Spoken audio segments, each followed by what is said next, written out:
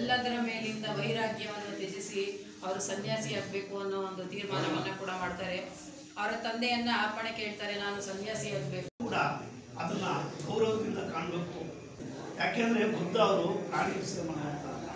ದೇವಾನ್ ದೇವತೆಗಳೆಲ್ಲ ನಾವು ಪೂಜೆ ಮಾಡ್ತೀವಿ, ಆದ್ರೆ ಬುದ್ಧನ ಶಾಂತಿಯನ್ನು ನಾವು ಅನುಸರಿಸ್ಕೊಂಡ್ರೆ ನಾವು ಯಾರು ಕೂಡ ಬುದ್ಧರವರು ಮಹಾನ್ ಜ್ಞಾನಿ. ಸಾಮಾನ್ಯವಾಗಿ ನಾವು ಇತಿಹಾಸದ ಪುಟವನ್ನು ತೆರೆದು ನೋಡಿದ್ರೆ ಇಡೀ ರಾಜ್ಯವನ್ನ ತ್ಯಾಗ ಮಾಡಿ ಒಬ್ಬ ರಾಜನಾಗಿದ್ದಂಥವನು ಈ ದೇಶಕ್ಕೆ ಏನಾದರೂ ಒಂದು ಸಂದೇಶವನ್ನು ಕೊಡಬೇಕು. ಹೌದು, ಲೆವೆನಿ ಮಾಡ್ಕೊಡ್ತಾರೆ. ಈ ಒಂದು ಬುದ್ಧ ಜಯಂತಿಯಲ್ಲಿ ಎಲ್ಲ ಜಯಂತಿಗಳನ್ನು 32 ಜಯಂತಿ ಇದ್ದು 33 ಜಯಂತಿ ಆಗುತ್ತೆ. 33 ಜಯಂತಿಗಳನ್ನು ಸಹಿತ ನಾವು ಇಡೀ ವರ್ಷ ಹೆಚ್ಚಿನ ಸಂಖ್ಯೆಯಲ್ಲಿ ಆಚರಿಸಿ ಅವರ ಎಲ್ಲ ಒಂದು ಪ್ರತಿಯೊಬ್ಬರ ಏನು ನಾವು ಜಯಂತಿಯನ್ನು ಆಚರಿಸ್ತೇವೆ ಅವರ ಒಂದೊಂದು ಸಂದೇಶಗಳನ್ನು ಅವರ ಬಗ್ಗೆ ನಾವೆಲ್ಲ ತಿಳಿ ಹೇಳಿ ಅವರುಗಳ ತತ್ವಗಳನ್ನು ನಾವು ನಮ್ಮ ದಿನನಿತ್ಯ ಜೀವನದಲ್ಲಿ ಅಳವಡಿಸ್ಕೊಳ್ಬೇಕು ಅಂತ